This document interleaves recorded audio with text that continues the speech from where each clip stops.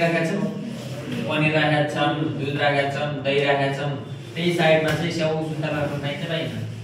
मैले तिमीलाई हुन्छ नि 100% मेरो सबै छैन भन्ने खालको हुन्छ नि, यो के भन्छ नि कन्फिडेन्स लेभल चेक गरेर मेरो कन्फिडेन्स सबभन्दा अगाडि पाइँदैन, राख्न पाइँदैन, किन राख्न पाइँदैन?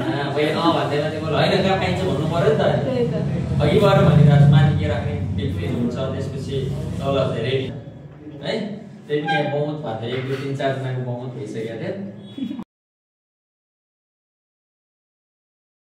नगरेको चाहिँ नि जुन चाहिँ हाम्रो प्र्याक्टिस हो, कार्य हो, त्यसलाई चाहिँ के भन्छ फुड सेफ्टी भन्छ। यो कुरा चाहिँ याद गर्नु है।